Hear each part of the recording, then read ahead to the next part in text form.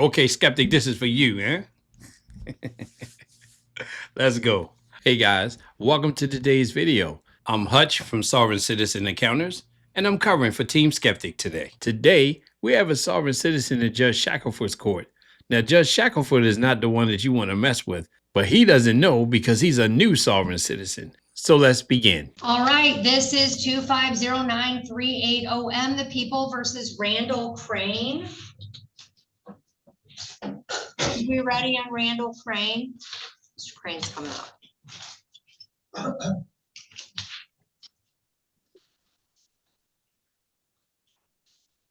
Hey, you, Mr. Kazicki? No.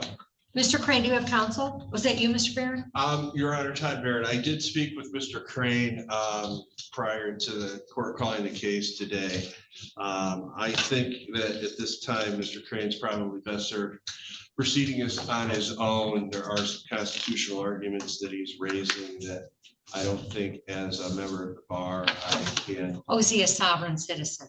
He's making some sovereign arguments, yes. Okay, I have very little patience for them. I will let you know that, sir. So, okay, tell me your name. My name is Randall Crane. That's a living name, not a corporate fiction. So you're a real person named I am Randall a real Crane. person. Okay. I'm Okay, here. no, listen to me. Sir, you're here today because you have some charges against you. All right. I'm challenging the court's jurisdiction. Okay, well, denied. Your motion's denied. I have jurisdiction to the Constitution of the state of Michigan. What's your next? I'm not arguing with you, sir. I have jurisdiction. So. You have to provide subject matter jurisdiction as well Okay. as personal jurisdiction to me before these can proceed. Oh, he think he can yell at the judge? Okay, your motion's denied. I have jurisdiction under the Constitution of the state of Michigan. What else? What else? You do not have jurisdiction over the natural. I just said I did. No, you don't. All right. All right, Okay. so sir, do you want to proceed on these cases and talk to the prosecutor? Don't look on your phone while you're talking to me. If you My don't notes know- are on- No, you listen to me. If you don't know your sovereign citizen arguments well enough to come up here and say them, I can tell you can't have I can tell you can't have a phone in here. In other words, learn your script. I want you to listen to me. You're here today on misdemeanor charges, no talking. You're brought into court, you've already been arraigned, you have a charge of interfering with police officers in the, while they're doing official business. That's a misdemeanor punishable by up to 90 days in jail and a fine of up to $500. You also have a civil infraction for operating, using a mobile electronic device, first offense, while operating a motor vehicle, a charge of no proof of insurance. Those are both civil infractions. Civil infraction for no proof of or no registration in a motor vehicle. So those are the charges against you, sir. I'm going to tell you the rights that are actually real rights that you have in this court. You have a right to an attorney appointed at public expense if you are indigent without money to hire an attorney, and if the offense charge requires a minimum jail sentence or the court determines that it might sentence you to jail. The appointing authority will decide if you are indigent and appoint counsel if you are eligible. You may have to repay the expense for an appointed attorney. You may contest your ability to pay the ordered fees if the court attempts to collect any costs for an attorney, and the court must determine your ability to pay at that time. If you have a trial, you have the following rights. You have a right to, this is how trials work. You have a right to call witnesses to speak for you at trial, and you can get an order signed by the court to require witnesses to come to court. You have a right to see, hear, and question all witnesses against you at trial. You have a right to be a witness for yourself or to remain silent. If you chose not to be a witness on your own behalf, the prosecutor could not comment on your refusal to testify. Lastly, you have a right to be presumed innocent unless you are proven guilty beyond a reasonable doubt. If you enter a plea, obviously you'd be waiving those rights. You also have a right to be released on bond. Now, it looks like you previously stood mute on these charges, so you're here today for a pretrial. You have a few options, sir, under the law of the United States, the Constitution of the state of Michigan, and statutory law and court rules in the state of Michigan. You can either retain your own attorney to proceed on this case, or you can have a pretrial with the prosecutor directly and try and work out an agreement, or we can set it for a jury trial. Okay, Those are your options. You can get an attorney, use a court appointed attorney, but you understand that attorneys have an obligation to follow the law and not make frivolous arguments, which is what you want to make today. And if an attorney makes those arguments on your behalf, I could sanction them. So no attorney on this green earth is going to come in and make the frivolous arguments you're making on your behalf. Or you can speak to the prosecutor, or we can just set it for a jury trial. Out of those, I don't want to hear it. I want you to pick out of those 4 options what you want to do. Hire an attorney, speak with court appointed attorney, talk directly to the prosecutor to work towards a resolution, or set a jury trial. Pick. Let me ask you a question. No, I asked you a question and I'm telling you to answer it. And I have the right to understand my rights and understanding. Sir, exactly here, what- can you hand him this form? These are your constitutional rights I just read to you. Why don't you have a seat? You have a seat, read your rights, and I'll call your Your case Honor, back up. I am asking for you. Have a seat right now What and was read your your oath of rights. Office. I see contempt in his future. Have a seat. Have a seat right now and read your rights, sir. If you I don't read- understand them, read them. I move for this court to dismiss. Have a seat. Where is he? Okay, well, that might never happen, but, what was that guy's name on that file? Because I'm assuming did he leave? Cream, he did. Did he leave? Yes. Well, he's big mad. Well, I need that file, so I'm gonna give him a bench warrant. All right. All right. Are you okay, Amy? Yeah. I'm coming. I promise I'll get to you real. RFK Jr. is correct. Fluoride in water has hardened a lot of brains. I'm just, you know what? I know I should be more patient. I'm so tired of the sovereign citizen. All right, we're coming back up. This is 2509380M, the City of Taylor versus Randall Crane. Mr. Crane, you want to come back up? Mr. Crane, did you have a chance to go over your constitutional rights that I provided to you? Yes, I understand my constitutional rights. Okay, thank you, sir. So at this time, I gave you 4 options. Would you like to retain your own attorney? Would you like to speak with House counsel and have an appointed attorney? Would you like to meet directly with the prosecutor? Or would you like to set the matter for jury trial? I'm going to be requesting for an order of change of venue. Denied. Anything else? There's no basis for that, sir. So I'm asking you, we'll just set it for a jury trial, okay? I have to understand everything in regards to my case. Sir, I gave you your constitutional rights so that you could review them. I also gave you the attorney, I understand a that, court-appointed attorney to go over those rights with. So I gave you an opportunity to understand your rights. I'm not going to entertain, listen, I'm not entertaining your sovereign citizen arguments because they're unfounded and they're not legal. There's no legal basis for them. So I'm not doing it. So now I'm asking you, out of the 4 choices I gave you, which one would you like to do? I am required to understand everything in regards to my case, Okay. including subject jurisdiction matters. All right, well, you could do your Personal research. I'm setting this for a jury trial. We'll see you back for your jury trial on November 14th of 2025 at 9:00 a.m. I really recommend you retain an attorney prior to that date, sir, because I know I'm going to tell you what you're not going to do, waste the citizens of Taylor's time with your nonsensical arguments. You're going to come in, you're going to try your case. Again, if you want to talk to House counsel, you could do so. All I'm right. not wasting the city of Taylor's time. Okay, good. We'll see you on your trial date. Have a good day. Judge Shackelford doesn't have time for sovereign citizens anymore, and we'll see him when he comes back on his trial date. And by the way, I have the first hearing of his on my channel, so if you want to check it out, it'll be in the description. Now we're going to head over to Magistrate Chisholm's court, where he has a defendant in there who had a speeding ticket, but he wants to give a story of his version, but Magistrate Chisholm has his version. We have a Samsung. It's either going to be Mr. Wiggins, or Mr. Walker. Let's see. There's somebody signing up for a pretrial. Screen name Samsung. There we got sound on Samsung. What is your name? I'm Jonathan Wiggins. Okay.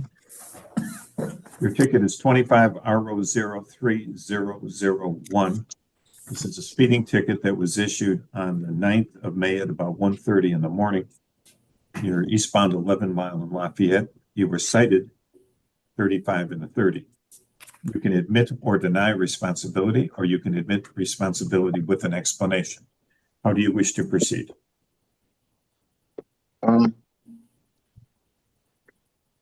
Not guilty. Raise your right hands, please. Do you swear or affirm that the testimony you're about to give in this matter will be the truth? Yes. Okay. The officer will testify first, please. Your Honor, on the listed date and time, I was traveling eastbound on 11 Mile approaching Lafayette when I observed a black 2021 GMC Yukon traveling westbound on 11 Mile, eastbound on 11 Mile when I activated my front moving opposite radar and got a reading at a 47 miles per hour in a 35 mile per hour zone. I also observed the vehicle moving at a very high rate of speed, and that's when I activated my radar. The radar was tested before and after my shift, and I am certified to operate radar, Your Honor. Thank you. Mr. Wiggins? Sir? You ready for, you want to hear my statement is what you say? Yes. Okay. I'm Jonathan Wiggins. I was coming home from work, 1:30. I take that route.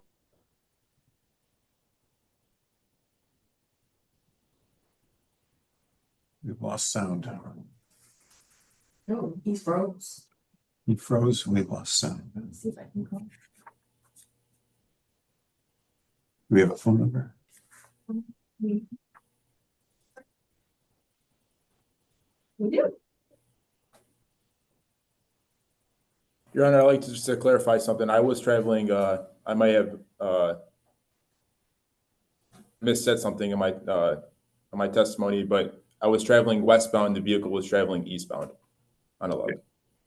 I don't know what happened, but it just cut off on me. Yeah. Hope we got you back.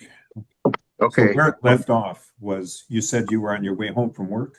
Yeah, I get off at 1:15 and I take 11 Mile every day. And I know to do 35 miles an hour on 11 Mile Road and 45 miles an hour on Woodward. I don't have no reason to be racing up and down the street. I'm 60 years old. It was a car on the side of me when he was in front of us, facing us. And when he pulled me over, he said, "You know, you pulled me over for." I say, "No, I don't." He was like, you were speeding." And I was like, "Well, it was two cars. We were side by side on the lane. So how was I speeding?" And he said, "I visually radared you at 47." And I said, "Excuse me?" And at first he didn't have a radar. When I read my ticket, it says that he used a radar. And then he said, "Well, I'm just going to give you a ticket for 1 to 5 over." I still take this route every day. I'm tiptoeing just to get to 75 so that I can get home. It's kids racing up and down Woodward and all type of sports cars. I'm not one of those. And I didn't like him saying that I was speeding. It was just too much for me. So from 12 miles over to 5 miles over, I think that's a good deal, but he's not satisfied. What's that got to do with the rate of the vehicle? I was doing 35 miles an hour on 11 Mile Road all the way to 75. I don't know how he clocked me at 47. It was two cars. It was me and another car. We were side by side. Maybe both of them were speeding. Why does He that was in- show that you weren't going 47? He was in front of us. The officer He was opposite direction. Yes, he was facing us. Yes, coming from another direction. Then he turned around and got behind us. Got behind me, and I saw him. So I'm still doing 35 miles an hour down the street. Then he pulls me over. He had the time to read the one car plate next to me, and he had a chance to read my plate. He pulled me over and said that I did 1 to 5 over, but I was really doing 47 or something. And I take this route every day. I work at the hospital. I have no need to race. I have a big Yukon truck. It is not a race car. That's another sign for the judge, because if your vehicle is bigger than the vehicle that's next to you, say he was driving beside a smaller car, the radar always picks up the largest vehicle first or the fastest vehicle. So he just screwed himself. And I don't drive it like that. I don't have any tickets for speeding or none of that. Never. I haven't had a ticket in almost 20, 30 years. So to hear this was kind of like, wow. So I'm saying I'm not guilty on the speeding charge down 11 Mile Road. I know the law on Woodward and 11 Mile Road. I do. And that's a chance you just speeding down 11 miles, doing 100 miles an hour to get to 75 is crazy. I would never do that. Never say never. Oops, I just said it twice. Said you haven't had a ticket in 30 years. I see a ticket in St. Clair Shores in 2020 and a ticket in Highland Park in 2023. Speeding? He know what it's for. No, a ticket. Oh. The one in St. Clair Shores was speeding. 1 to 5 over, was it like that? Yeah. That appears to be the case. I'm a good driver, Your Honor. And I'm not saying you're a bad driver. I don't want to be Civil punished. infractions are not crimes. Civil infractions are mistakes. They don't involve an intent to do evil.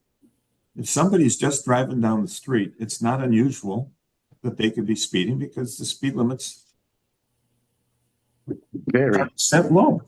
And if you're in a speed zone that's 25 or 30, and you're not thinking about your speed, you're just going from point A to point B, most of us could well be going faster than 30. Now, your speed was measured at 47 before the officer turned around to get behind you. Allegedly. Measured as you approached the officer. He said he had it on radar, sir. He should be able to present that. I mean, he told me That's not the way radar works. He told me he clocked me visually. He told you that he measured your speed with the radar because he observed you to be speeding. That's what motivated him to operate the radar, to use the radar device to measure the speed of your vehicle. He told me he visually clocked me at 40. But it's okay. That's not the same. You're taking things out of context. If an officer sees a vehicle approaching and thinks that it's going faster than the speed limit, they're trained. They can give a visual approximation that is going to be pretty darn close. Research indicates that the visual observation speed, not with a radar, but made by an officer, is going to be about 2 miles an hour slower than the car is actually going. But the point is, the officer thought you were speeding. He didn't cite you for what he thought you were going. He operated the radar so as to measure the speed, and he found that you're going 47. You've got a decent driving record, to say the least, and in the exercise of his discretion, he elected not to cite you for the full 3-point infraction, but he gave you a 1-point infraction. He knocked it down to a 1-point event. He's certified to operate radar. The radar unit was checked both before and after his shift. It worked at the start. It was still working at the end of his shift. It didn't break and fix itself some point in the middle. So there's no finding here that says that you were intentionally speeding, but I do believe you were going 47, and that means at least 35. So I do think you're responsible for 35 and 30. That is the speed limit there, 30 miles an hour. Yes. And the fine for that is $130. The $130 can be paid online or by mail, or you can pay it at the courthouse counter if you prefer. Can I eliminate the points, Your Honor? The points don't come from the court. They come from the Secretary of State. I can't change them. And you say he checked his radar, not you, right? Of course, I didn't check his radar. Okay. I don't know anything about radar. He didn't have a radar, sir. Yeah, he did. He didn't use. He told me he did not use a radar. It was. Oh, that's not what he said. He said he made a visual observation of the fact that you were speeding. It was two cars. It was both of us. It was two That doesn't mean cars. that either one wasn't speeding. If two cars are going the same speed, that means they're both going the same speed. Yeah, so pull both of us over. That's not practical. Yeah, it is. I don't understand. I just know, you know what I really believe? I That don't he think got I a want to chance, hear. he got a chance to judge. And that's all I can say. As he's driving in the opposite direction from you, he has no idea as to how many people are in a car or what they look like. No, when he This turned hearing's over. Now, that's hilarious how Magistrate Chisholm always hangs up on the defendants when they start talking too much. So anyway, that case is over. Now we're going to go in Judge Heselink's court, where he has a pro se plaintiff who didn't do well on the job. But this plaintiff filed a whole bunch of frivolous motions that made no sense. Let's go in and check it out. Next matter is Jeff Hodges versus Megan Sheldon. It's file 25-40686-GC. Who do we have present for this case? Jeff Hodges. Good afternoon, Your Honor. Matthew Kassar, P83663, here on behalf of the defendant, Megan Sheldon. All right, thank you very much. And do we have, anybody here for Jeff Hodges? Yes, I'm here. All right, I do see you now, Mr. Hodges. Thank you very much.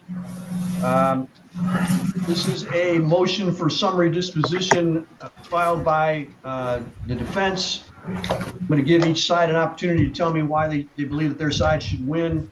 Counsel, go ahead. Your Honor, just so I can clarify, I think today, I'm happy to go forward. We did file, Ms. Sheldon filed a motion for summary disposition.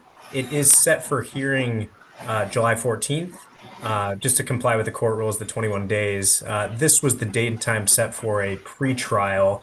Again, happy to go forward with arguing the motion for summary disposition, but per the court rules, we had to set the hearing out 21 days. I see that now. Thank you for bringing that to my attention. Mr. Hodges, did you understand what he just said? I don't All know right. the procedure.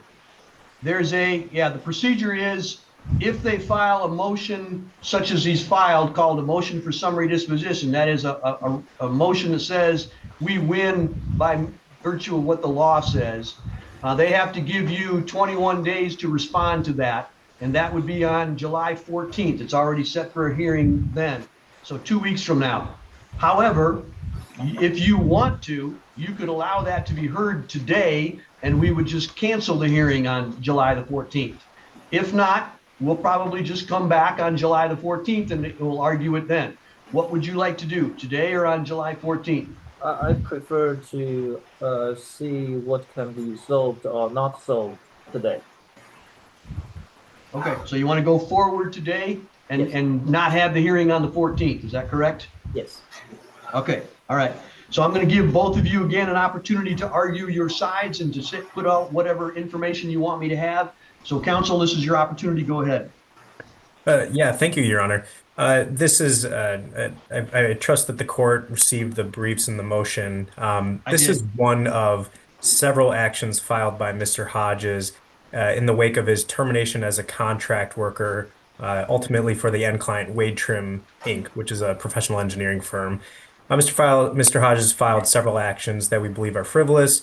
This is one against Mrs. Sheldon, who was a remote supervisor of Mr. Hodges during his 3 or so weeks as a contract worker. Mr. Hodges was terminated for performance purposes, performance concerns. He was an at-will employee. He was actually terminated from it's called Act Talent, which is a staffing agency that Wade Trim uses to staff some of its engineering projects.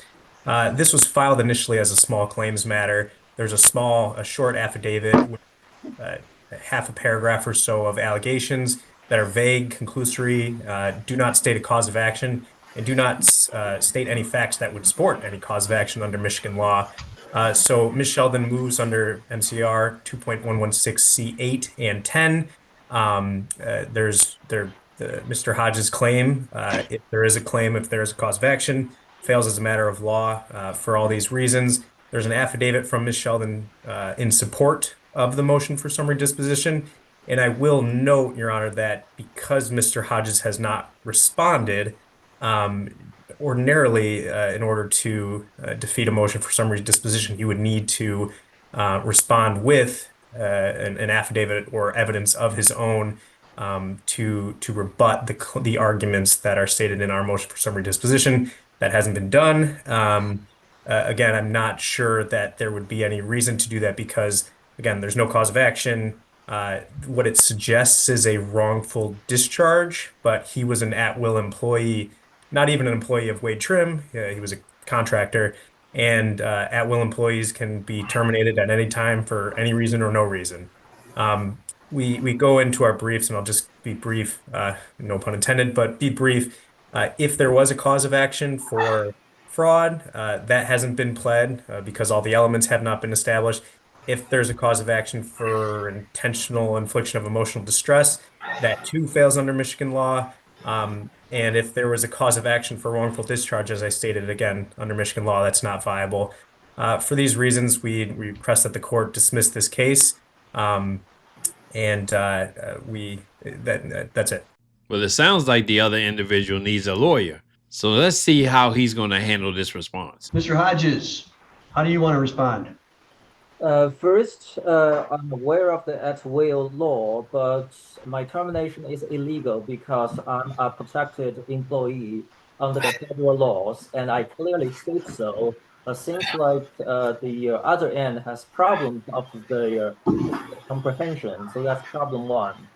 So I filed a small claim lawsuit against Megan Sheridan for her deceptive action to lie to me for a meeting 2 hours away to drive that incurred significant travel expenses on the last day of the snowstorm here in Michigan.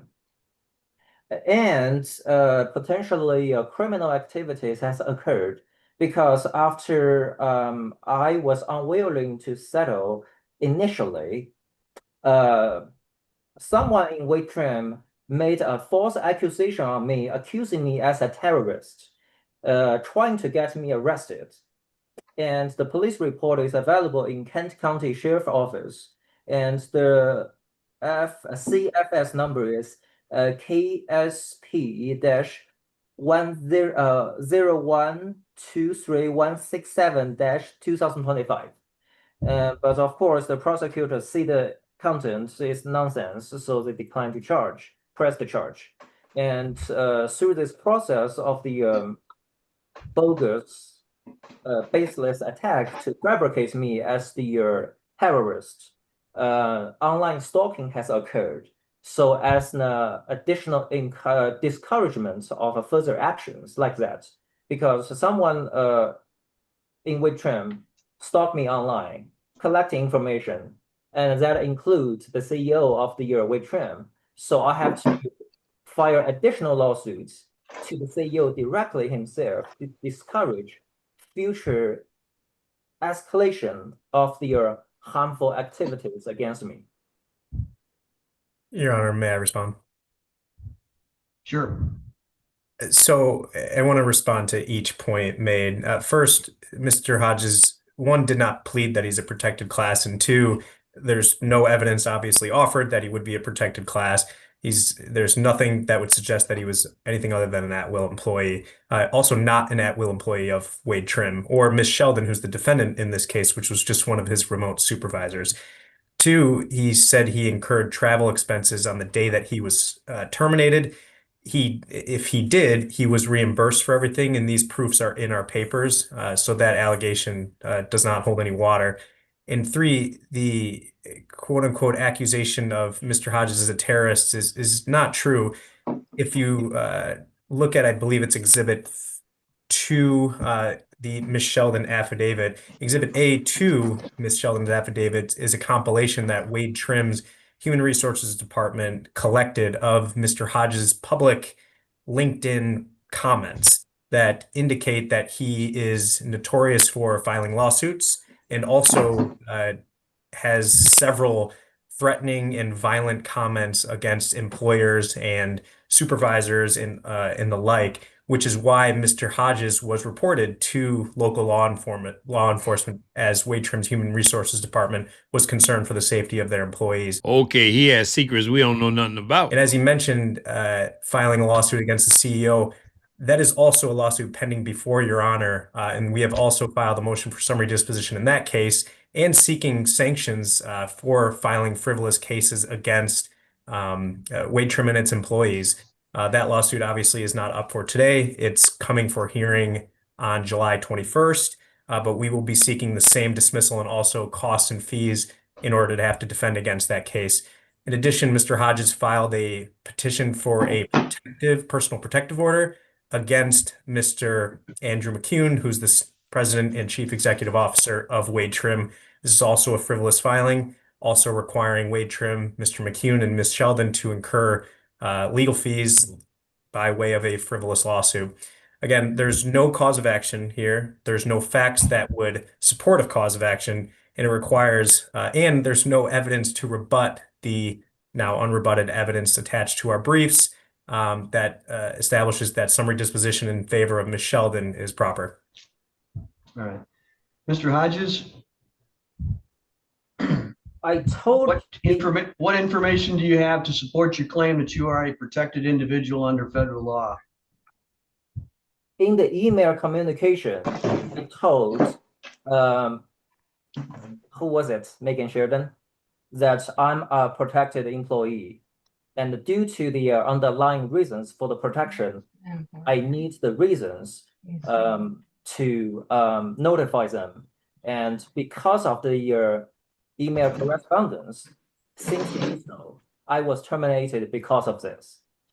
And I still haven't heard you tell me why you're a protected individual. What status do you have that would allow you to be protected under federal law? I'm protected under American Disability Act due to various disability conditions. Thus, I have such as what? Where such as this. So I need. Have you submitted any of that documentation with your responses to this court so that I can determine whether or not you're a person that has a disability? How should I submit the information? Now, he's filed several frivolous motions, but he doesn't know how to send in documentation for disability. You do it the same way you send in information on anything. You filed a complaint with this court. That's when you put in, that's how you put in the information. You drop it off at the court or you mail it. However you got the original information here, that's how you get that here. So okay. Have you submitted any documentation to support your disability claim? They are here on my side, but not on your side yet. Well, there's nothing I can do about it. You haven't submitted it. You haven't sent it into the other attorney. You haven't sent it into the court. So there's nothing that I can look at to determine whether or not you actually have a disability claim there. Just showing me a pill bottle and papers doesn't do any good at all.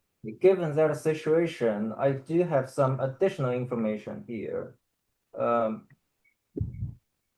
I don't know how visible this is. It's almost invisible. I can't tell what it is at all. Okay, fair. Then I will not try that. Is there a way to request a hearing at a later date after I submit the information related to this? Well, tell me what that information is going to be, and I'll make a decision about that. So, what is your claim for disability? Because I informed them that I have underlying disability falling under ADA. And that's a conclusion. That's a conclusion, sir. I don't want a conclusion. I want you to tell me what facts you have that prove that you have a disability of some kind. Okay. You have a doctor. Do you have a doctor telling you that you have a disability? Yes, I do. And the doctor says that you can't work, or that you have limitations or restrictions on your work. Yes. And who is that doctor, and what are the limitations or restrictions? I need accommodations in the hours so I can attend to the necessary medical appointments I need. Who is the doctor, and what are the limitations? Where my psychiatrist, like psych nurse, and my psychological therapist, Shepard, and I need additional psychological evaluation to make further determination of the condition to make better treatment. Then you don't have a disability if you need further confirmation of that. Then you might want to go for a disability, but you don't have one right now. Do you have a disability from a doctor that says that you cannot work or you can only work with limitations? I have that. Where? The disability is established, and it was diagnosed of me as early as 2018. And that's the record I always have. And that's the record I always inform the employers that I have a disability and I need accommodation. So that's step number one. So I'll keep that in the back of my mind for a minute to determine whether or not we need to have a further hearing on your disability. The next step is, even if you had a disability, how is Ms. Sheldon the one who fired you? Where I told her I have a disability and I have to let everyone know I have a disability so the hours can be accommodated. And upon telling her so, I was terminated as a result. Who were you working for? I was working for Waitrim. The defense has said that you were working for a temporary firm by the name of, was it Activent? Yeah, where I was working for Waitrim through firm, yes. You might have been working at a Wade Trim job site, yes. But what evidence did you have to prove that you were working for Wade Trim? Where the payroll comes from the firm that is excellent, but I reported directly to Megan Sheldon. I'm not asking who you report to. I'm asking who hired you. Excellent. Ms. Sheldon worked for Actilent? I don't know who she works for. Probably with Trim or wherever the payroll comes from her. Well, the defense has said that she works for Wade Trim and not Actilent. So if you work for Actilent, why should you be suing Ms. Sheldon? Because Mr. Sheldon is the one conducted deceptive actions on me and terminated me. She didn't terminate you if she didn't employ you. Then I don't know how that works. I think he filed a whole bunch of motions that got mixed up and didn't know what he was doing. And he should have had an attorney from the beginning. Even if he's not going to win, he still should have had one. I'm sorry that you don't, but all I can tell you is you can't sue somebody for doing something that they can't do. If Ms. Sheldon is not your employer, she can't fire you. Your employer fired you. Your employer right now is Actilent, as far as I can tell. Then they never fired me. They did not say they fired me. They just want to stay away from this problem, and they told me they didn't do anything until it gets pretty chaotic. Then what's the problem? Why should I have a lawsuit against Ms. Sheldon if you were simply told to stay away? You're employed by Actilent. They can tell you to go wherever you want. They want you to go, can't they? No, so that's why I received the COBRA letter, so that shows that the termination of the employment. Then because Megan Sheldon did the decision of termination, so how can Megan Sheldon make a decision to terminate you if she doesn't work for Actilent? I don't know. The termination decision comes from her, in my perception. Your perception doesn't mean a thing right now if she doesn't work for Actilent. You've told me that you were employed by Actilent. The defense tells me that she's employed by Wade Trim. Do you have any evidence to dispute that? I don't. Okay, then based on that information, then it really doesn't matter whether you've got a disability or not. Your lawsuits against Megan Sheldon, there's nothing that she did or could have done that would be viable in a lawsuit if it's a termination of employment process. That's all through Actilent. You're going to have to sue Actilent. Megan Sheldon's got nothing to do that. Counsel, did you submit a proposed order in this case yet? Oh, we did not, Your Honor. We can submit one today, though. All right. Please do so, indicating that I find for the defense for the reasons stated on the record, and I'll sign that once it's submitted here. Thank you very much. All right, that's all for today. Thank you. At-will employment means at-will employment. When an employer hires you, they have the right to let you go at any time, just like you have the right to walk out at any time. How are you going to sue someone that you didn't even work for in the first place because you claim they let you go, but that wasn't the company you were working for? Doesn't make sense to me, but he'll find out the hard way. Well, that's the end of the videos. So if you like the videos, hit the like button. If you dislike it, hit the dislike button. But don't forget to leave a comment below and subscribe and turn notifications on so that you don't miss any of his content. I am Hutch, and I'm out.